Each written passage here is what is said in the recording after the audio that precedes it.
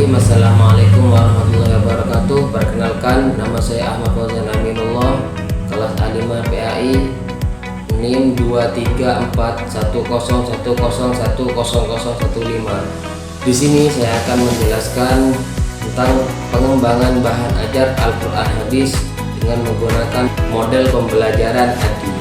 Jadi di sini saya akan menjelaskan apa sih bahan ajar itu. Jadi di sini bahan ajar yaitu merupakan segala bentuk bahan yang digunakan dalam melaksanakan kegiatan belajar mengajar. Nah, bahan ajar dapat pula diartikan sebagai bahan yang harus dipelajari peserta didik sebagai sarana untuk belajar. Bahan ajar di dalamnya dapat berupa materi tentang pengetahuan, keterampilan, sikap yang harus dicapai peserta didik terkait kompetensi dasar tertentu. Bahan ajar adalah suatu yang digunakan oleh guru atau peserta didik untuk memudahkan proses pembelajaran. Bahan ajar atau materi pembelajaran adalah segala sesuatu pengetahuan, sikap maupun keterampilan yang harus dipelajari oleh peserta didik dalam rangka mencapai kompetensi dan kompetensi dasar yang diharapkan dalam pendidikan. Nah, bahan ajar itu juga dapat disadari sebagai seperangkat materi pembelajaran yang disusun secara sistematis. Jadi dengan adanya bahan ajar baik berupa secara materi ataupun material yang digunakannya itu tetap untuk membantu guru dan melaksanakan kegiatan belajar mengajar di kelas. Adapun fungsi bahan ajar yaitu terdapat uraian materi tentang pengetahuan, pengalaman, dan teori yang secara khusus digunakan oleh peserta didik dengan tujuan yaitu yang pertama untuk mempermudah memahami sejumlah materi atau pokok bahasan tertentu yang sudah ditentukan. Jadi di sini guru dapat lebih siap dalam mengembangkan dan menuntaskan tuntunan dari setiap kompetensi dasarnya. Dengan keberadaan bahan ajar, guru lebih mudah dalam menjelaskan pokok-pokok bahasan bahan ajar yang relevan dan lebih kompleks. Oleh karena itu, seorang guru harus mempunyai keterampilan bahan ajar yang relevan.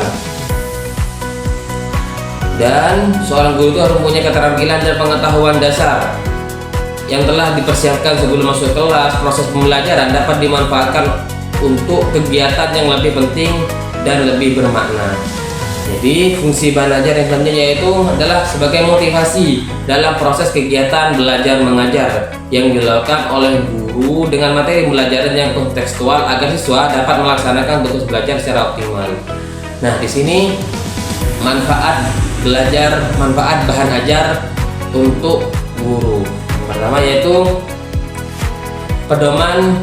Manfaat yang pertama yaitu pedoman bagi guru yang akan mengarahkan semua aktivitasnya. Jadi dalam proses pelajaran.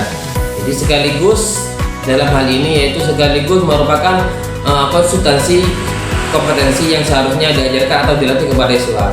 Yang selanjutnya yaitu manfaatnya menjadi alat evaluasi pencapaian atau penugasan hasil pembelajaran.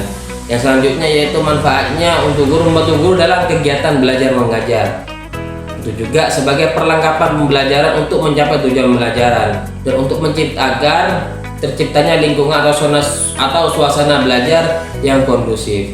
Nah, adapun manfaat bahan ajar bagi peserta didik yaitu yang pertama kegiatan belajar menjadi lebih menarik. Yang kedua, kesempatan bagi siswa untuk belajar secara mandiri dan maksudnya yaitu untuk mengurangi ketergantungan terhadap kehadiran guru. Nah, yang selanjutnya yaitu mendapatkan kemudahan dan mempelajari setiap kompetensi yang harus dikasihnya. Nah, di sini ada pun prinsip-prinsip bahan ajar yaitu yang pertama mulai dari yang mudah untuk memahami yang sulit, dari yang konkret untuk memahami yang abstrak. Maksudnya di sini dalam pengembangan bahan ajar perlu diperhatikan muatan yang ada dalam suatu materi sehingga para siswa mudah dalam memahami dan mengerti materi pembelajaran yang sudah disediakan. Yang kedua yaitu mencapai tujuan ibarat naik tangga, setiap setahap demi setahap akhirnya akan mencapai ketinggian tertentu. Maksudnya bahan ajar yang ada dikemas sedemikian mungkin untuk dapat mencapai tujuan dari pembelajaran yang diinginkan. Yang ketiga yaitu menjadi umpan balik positif, maksudnya yaitu untuk memberikan penguatan terhadap pemahaman siswa. Dalam bahan ajar yang diberikan latihan-latihan perlu dikerjakan sesuai halnya diberi umpan balik secara positif oleh guru. Yang selanjutnya yaitu menjadi motivasi belajar yang tinggi, maksudnya. Nah, hal ini merupakan salah satu faktor penentu keberhasilan belajar. Di antara cara yang bisa dilakukan, Bahan Ajar memberi banyak contoh menjelaskan tujuan dan manfaat materi. Dan selanjutnya yaitu mengetahui hasil yang telah dicapai akan mendorong siswa untuk terus mencapai tujuan. Nah, Bahan Ajar yang di sini dijadikan salah satu alat evaluasi dalam mengetahui perkembangan siswa dalam proses pembelajaran. Nah, adapun jenis-jenis bahan ajar yaitu ada dua di sini, bahan ajar cetak dan bahan ajar non cetak. Jadi yang dimaksud jenis bahan ajar cetak di sini adalah seperti modul, handout, dan lembar kerja. Sementara yang termasuk kategori jenis bahan ajar non cetak adalah bahan ajar yang dikembangkan dengan dari barang yang sederhana, bahan ajar diam dan display, video atau audio. Nah, di sini saya akan menjelaskan tentang pengertian bahan ajar cetak. Jadi bahan ajar cetak adalah sejumlah bahan yang disiapkan dalam kertas yang dapat berfungsi untuk keperluan pembelajaran atau penyimpanan informasi. Nah, jadi saat ini bahan ajar cetak masih menjadi bahan ajar yang sangat baku untuk dipergunakan secara luas di sekolah-sekolah. Nah, bahan ajar cetak pada umumnya digunakan baik oleh guru maupun siswa. Sebagai dari pembelajaran, bahan ajar cetak mempunyai kontribusi yang tidak sedikit dalam proses pembelajaran. Hampir sebagian besar proses pembelajaran pada berbagai tingkatan pendidikan menggunakan bahan ajar cetak sebagai buku utama. Salah satu alasan mengapa sih bahan ajar cetak masih merupakan media utama dalam paket bahan ajar di sekolah, karena sampai saat ini bahan ajar cetak masih merupakan media yang paling mudah diperoleh. Di samping itu, bahan ajar cetak dalam bentuk buku pada umumnya dapat dibaca dan dipelajari di mana saja, seperti di sekolah maupun di rumah. Yang kedua yaitu pengertian bahan ajar non cetak. Nah, bahan ajar non cetak adalah segala bentuk bahan ajar yang disajikan dalam bentuk elektronik yang digunakan untuk membantu pengajar dalam melaksanakan kegiatan belajar mengajar. Nah, penggunaan bahan ajar non cetak memungkinkan peserta didik dapat mempelajari suatu kompetensi secara sistematis. Nah, begitu juga bahan ajar non cetak yaitu merupakan pengembangan dari bahan ajar cetak yang bersifat konvensional. Nah, di dalam mengembangkan materi pendidikan cetak menjadi materi pendidikan digital cetak, khususnya materi pendidikan interaktif memerlukan usaha yang maksimal dan keseriusan.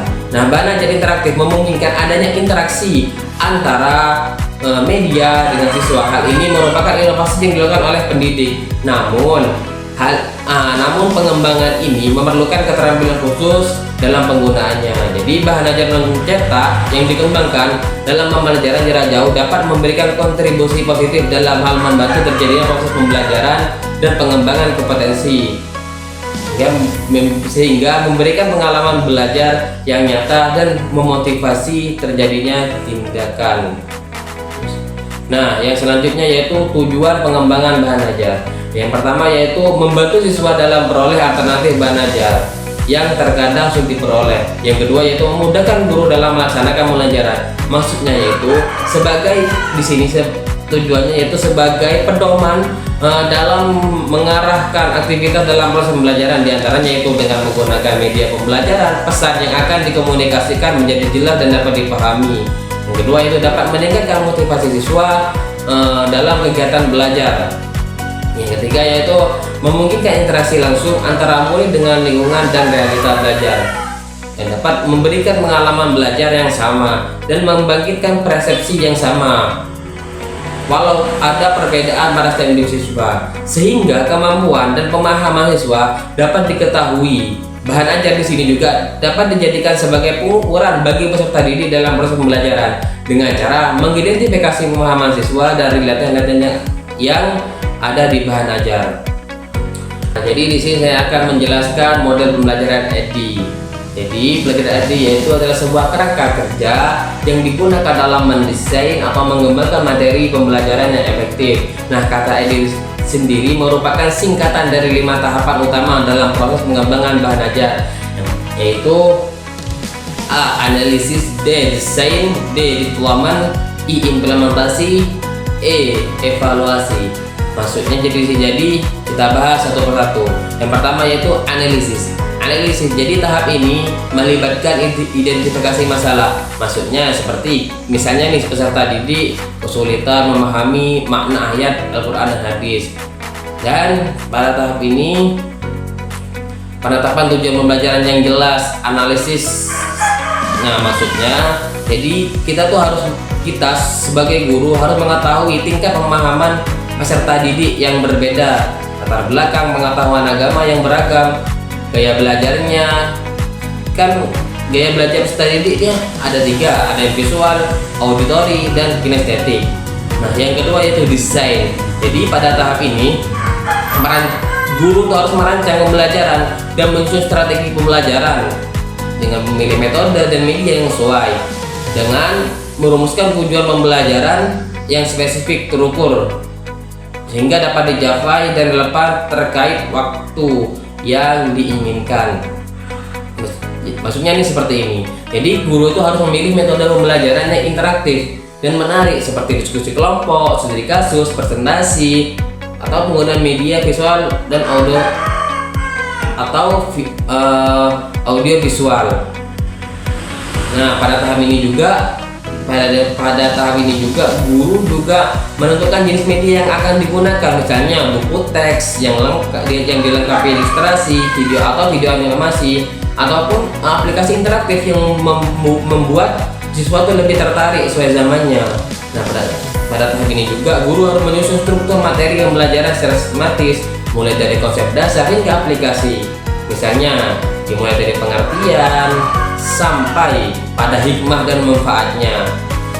Jadi pada tahap desain ini guru harus merumuskan tujuan pembelajaran yang lebih rinci dan terukur untuk setiap sesi atau unit pembelajaran. Yang ketiga yaitu development, pengembangan. Nah, pada tahap ini guru harus mengembangkan modul ajar yang lebih detail dengan penambahan contoh-contoh kontekstual atau pembuatan media visual yang menarik. Di tahap pengembangan ini guru harus uji coba materi kepada kelompok kecil, peserta didik atau teman sejawat. Nah, nanti di akhir pembelajaran seorang guru itu juga harus merevisi materi berdasarkan umpan balik yang diperoleh. Nah, yang keempat yaitu implementasi atau penerapan. Nah, di dalam tahap ini guru harus memfasilitasi proses pembelajaran dengan menggunakan modul atau media yang telah dikembangkan.